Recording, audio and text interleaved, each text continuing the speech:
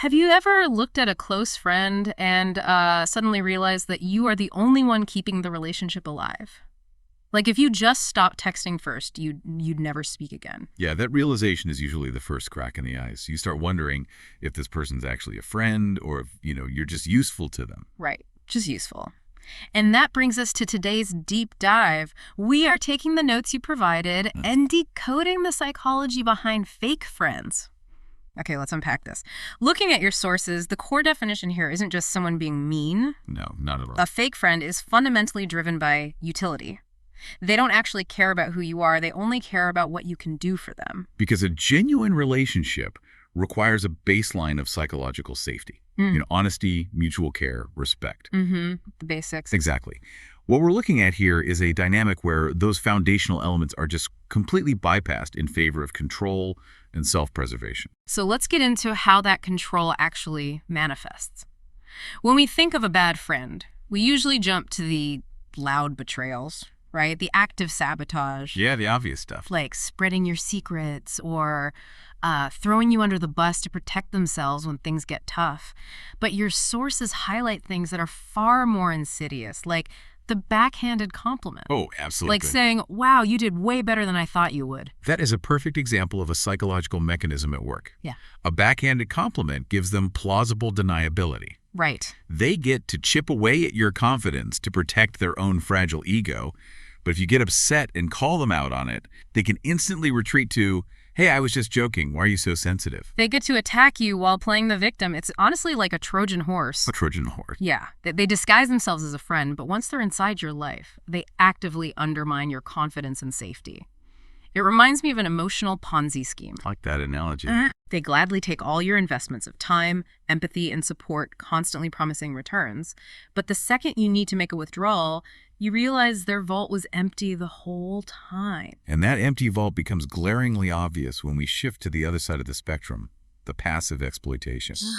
Passive. So it's about what they don't do. Exactly. It's often harder to spot because it's defined by absence. It's the constant last-minute cancellations or forgetting to invite you to group activities. Sometimes they go entirely silent for weeks.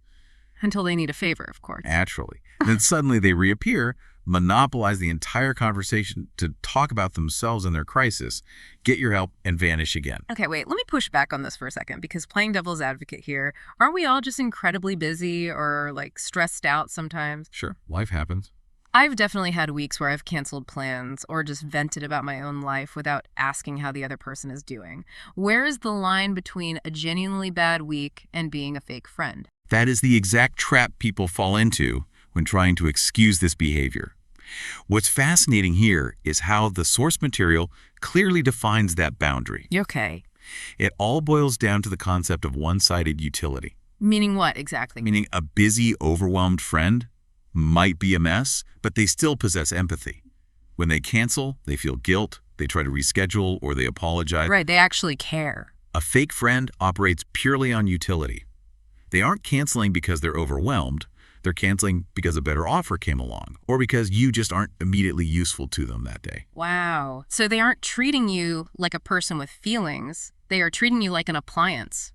You only plug it in when you need it to do a job. That's the mechanism. Once you solve their problem or boost their ego, your utility drops to zero. That's why they vanish. Recognizing that dynamic, realizing someone you care about sees you as an appliance has to be a really tough pill to swallow. If we connect this to the bigger picture, it is undeniably painful. Nobody wants to admit they've poured emotional energy into a void. Yeah, definitely not. But understanding this psychology helps you cut your losses.